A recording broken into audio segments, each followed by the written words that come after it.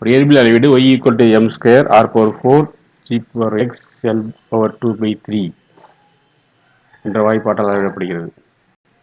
y, m, r, l மற்றும் gக்கு அளவிடப்படும் விழுக்காட்டு பிழை முறையே 4, 0.5, 1, 18 மற்றும் p ஆகும். x மற்றும் p இன் என்னன்னு கேட்டிருக்காங்க. y அளவிடப்படும் விழுக்காட்டு பிழை வந்து del y by v y m square இருக்கனால 2 del m plus r power 4 இருக்கிறதால 4 into del r by r, g க்கு வந்து power x del g by g plus l க்கு 3/2 இருக்கிறதால 3/2 del by l.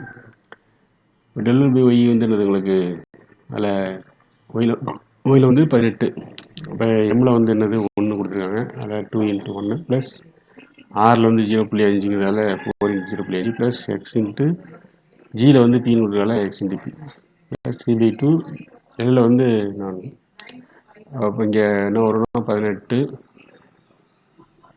Equal to 2 plus 4 0.5 0.5 1/2 1/2 4 உங்களுக்கு 2 தான் வரும் plus XP plus இது இந்த 2 வரும் 6 2 6 இந்த பக்கம் 6 ப்ளஸ் 2 ப்ளஸ் 10 வரும்.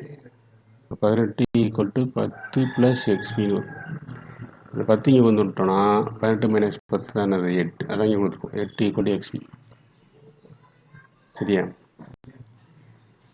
அப்போ வந்து என்னென்னா எக்ஸ்பி ஈக்குவல் டு 8 அப்படின்னா எக்ஸுங்கிறது வந்து என்னது உங்களுக்கு 16/3, அதே பிங்கிறது 3/2 அப்படி இருக்கும். இது ப்ளஸ்ஸா மைனஸ் 3/2 இருக்கும் வாய்ப்பு இருக்குது. காரணம் 2 பெருகிட்டிங்கன்னா உங்களுக்கு என்ன 8 வரும். 16/3 இன்ட்டு 3/2 வச்சுக்கலேன், உங்களுக்கு 3 அடிபட்டு போயிடும். அப்போ 8 வரும். சரியா? ஸோ அதனால் எக்ஸுங்கிறது வந்து கொடுத்துருக்க 4 மதிப்புகள் நம்ம கம்பேர் பண்ணி தான் நம்ம நம்ப முடியும், சொல்ல முடியும். அதுதான் நம்ம கண்டுபிடிச்ச பிரகாரம் 16/3 பிங்கிறது 3/2. இதுதான் சரியான விடை. நன்றி.